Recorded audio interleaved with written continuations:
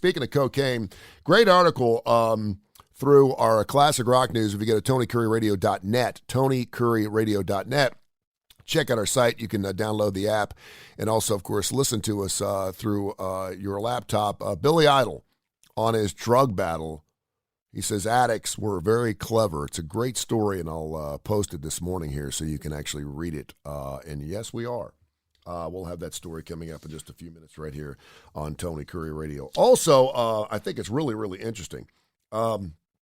The unexpected COVID-19 pandemic, which has been going on for quite some time now, is kind of turned on its ear now that every day we're moving in the right direction because as more people get vaccinated, at least this is my belief, we're getting safer, right? Now 5 to 11-year-olds can be vaccinated.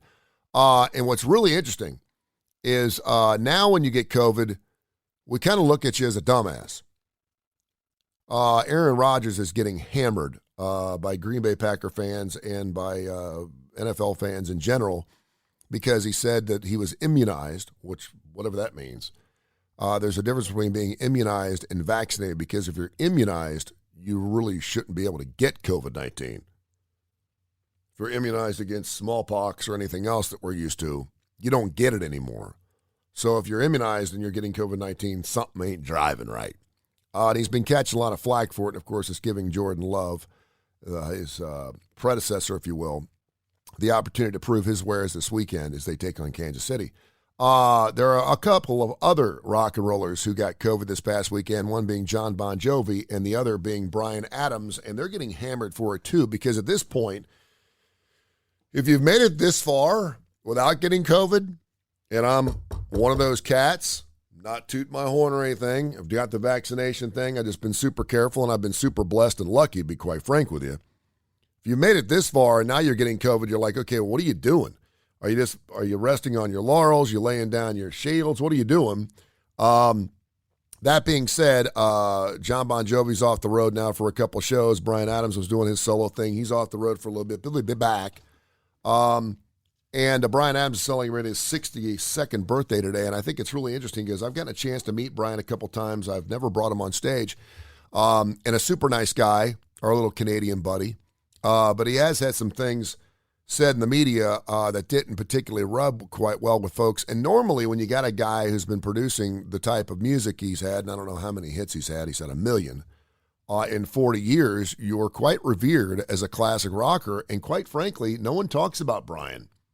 I was on his Facebook page this morning. He's got 6 million followers. He's doing well. He's selling records. He's rich. He's still getting after it. He's still writing music. But in the annals of what classic rock is, where is Bryan Adams? What is he? What is he? And I do think when you go back and listen to some of his early records, there was some grit, there was some anger. He was getting after it, and then he started writing some of those softer tunes. And I think that may have played against his hand when it came to how we portray him as a classic rocker, per se. We all have ballads, though, don't we? So we'll talk about that a little bit later on this morning. Happy birthday to Bryan Adams. He's 62. Art Garfunkel, by the way, turns 80. I thought he was dead. Kris Jenner, 66, and Bill Walton turns 69 today. Today's also Firewood Day. I didn't know. I haven't burned my fireplace in about 3 years upstairs. I may burn one later on tonight, if you know what I mean. And it's one of those things where I will not turn the heat on the house. Guys do two things when we live alone, certainly. We first of all try to set a record every time we have to drive a long distance. 5 hours and 45 minutes to set a new record. The second thing is, at least maybe in my family, I try to go as long as I can without turning the heat on. If you're like me, you've got gas heat and electric air. And I like those $32 gas bills. You turn the heat on, it's like $300-something. So my kids woke up this morning, it was 61 degrees in the Tony Curry radio studio. I like it. I am not turning the heat on until I have to. There you go. Today is Love Your Lawyer Day. That's hard to do. Today is Love Your Red Hair Day today. I'm one of those cats, one of those guys where you can look like you got hit with a bag of nickels, and if you got red hair, I'm in. I'm just telling you. I dated one for about 6 years before I moved here. She was crazy as bat hell, but man, it was fun. Redheads are crazy. Blondes may have more fun, Brunettes are just out there, but redheads, stinking crazy. If you're a redhead, you're like, damn straight. If you've got red hair, even if you're like just a stubble, I'm in. I love me some red hair. Today is also National Medical Cannabis Day for you folks that are taking cannabis. And today's Play Monopoly Day. I can't tell you the last time I played Monopoly. When did you play Monopoly last? You know how long it's been? It's been a long time, hasn't it? I wanted to mention this, and I was someone tweeted me last night about the Henry Ruggs situation. Super sad. In case you didn't know, he plays for the Las Vegas Raiders. He evidently was in a car accident where he rear-ended another vehicle and someone lost their life. And then as details came out, we found out that he blew a BAC of .16, which is double the legal amount, which is .08, obviously. And he, prior to the accident, was driving 156 miles an hour in his Corvette. And, it takes me back because we've all done really dumb things in our past. And then, like, sometime in the future, we're looking back going, geez, I was so lucky to live through that. I mean, I can think of about 4 or 5 instances where I'm thinking to myself, I could have easily injured myself, injured someone else, or died in this particular situation. It's not always behind the wheel of a car. It could be anything. And, of course, I did a lot of stuff. I did anything for ratings. I was sitting on billboards, jumping into 30 feet of water with donkeys, riding bulls. I did it all. But this is one of the situations where it was like, wow, when you're in a situation where you're incapacitated, most of us, if you've gotten behind the wheel of a car, and I don't know too many people who have not, they won't admit it, but have gotten behind the wheel of a car after having a few too many, you're extra careful because you know you're incapacitated. First of all, you don't want to spend the night in prison. Second of all, you don't want to hurt anybody, including yourself or anyone else in the car. To be going 156 miles an hour drunk is just plain stupid. I don't know how else to say it. It's just dumb. I'm not saying I haven't been in the same situation. I can remember many times driving 90, probably because my Galant wouldn't go 156 miles an hour.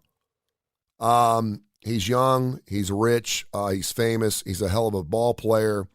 And now he's going to have to pay his debt to society. Nick Saban came out yesterday and was asked about the situation. He said, I'm devastated for the families involved. Super sad, he said, but hopefully, like everything in life, and this is Nick Saban because he's such a great teacher, it's a learning moment. What did you learn from this moment? And again, we can take the grand spectrum of all things we do wrong, whether it's, taking that extra cookie and getting slapped in the hand for it or driving 156 miles an hour and taking the life of another human being. It's horrible. It's really sad. Kadarius Toney from the Giants tweeted out, and this is one of those things where when you tweet things out that you really believe in, that's fine. Just remember that there's going to be a response to it, particularly if you're not going along with the mass appeal of a particular story. He said, we young, everybody make mistakes. Y'all look at the situation like this or that because it ain't y'all having so much to say. We know he messed up. Don't drag him for it. That's goofy to me. Just pray for the families involved. And Kadarius is absolutely getting hammered this morning for his tweet. Some of y'all young ones don't believe in accountability is the problem. A person was killed because of a terrible decision. Someone responded to Kadarius Toney's tweet. Toney then turned replies off on his initial tweet, but for some reason decided to double down on yesterday morning saying, tough talking doesn't faze me, gangsta.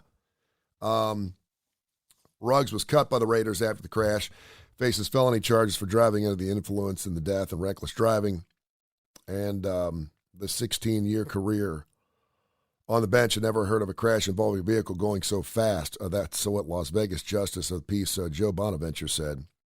He said, I've been in a lot of DUI situations, but I've never heard of someone going 156 miles an hour before the crash. Ruggs posted the $150,000 bond. And again, there is no doubt we need to pray for these families, and we do make mistakes, but this mistake is much too large to sit there and say, well, he made a mistake, we're going to move on. You can't move on from that.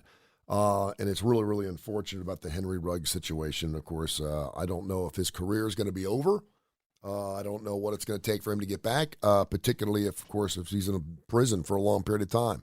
This turned into, and I know there was a local attorney that I don't think had all the information that I saw on a local television station saying, listen, if this was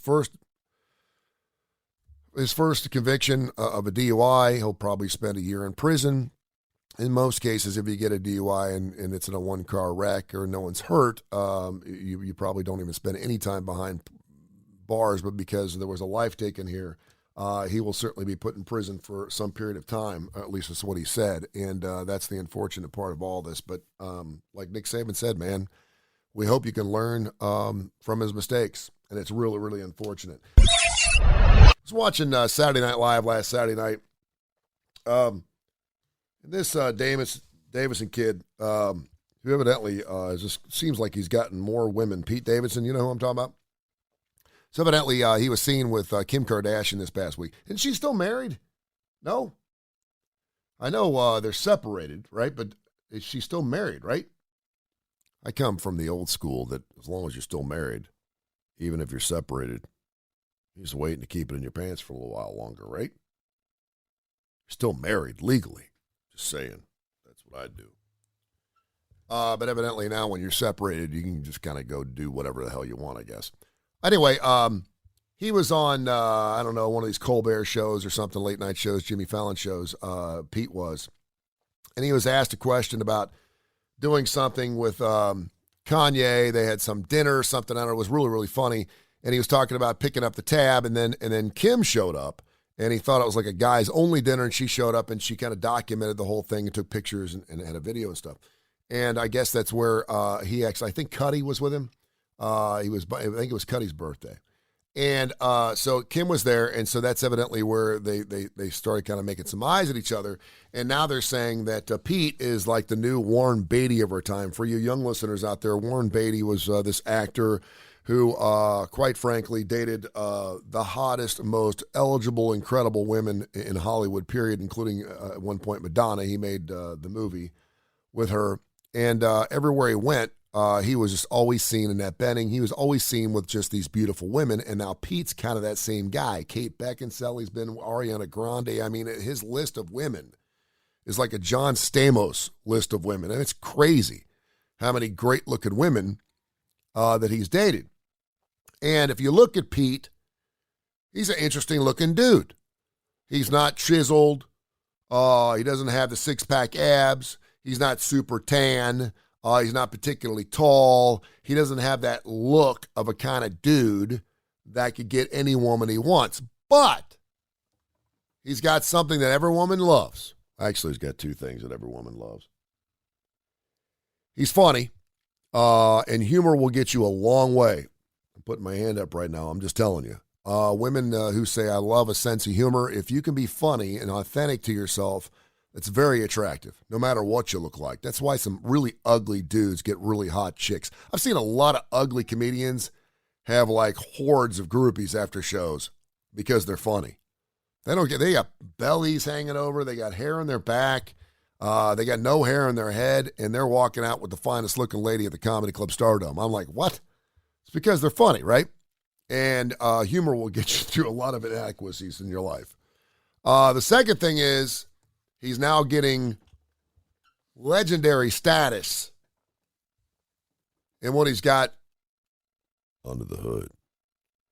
Evidently, women will say size doesn't matter, and we know that's a lie.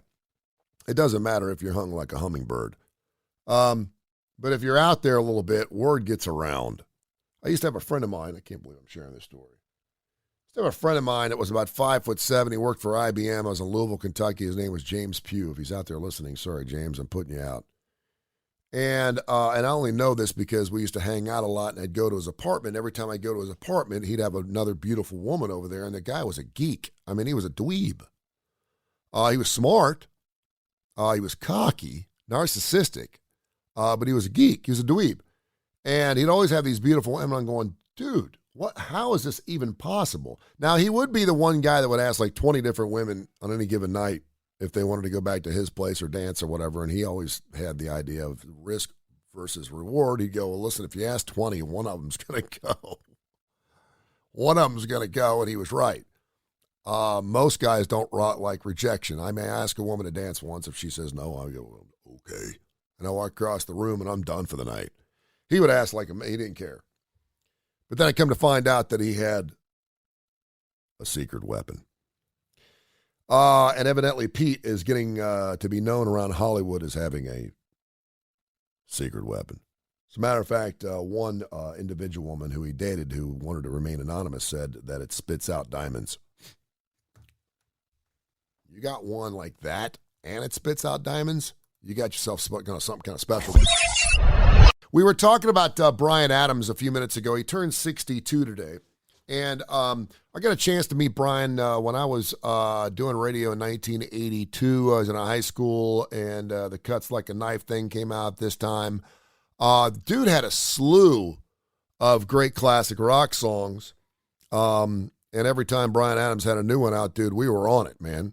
We were playing it. I had one midday gal. Her name was Mary Kuzon. I don't know if she still plays radio or not.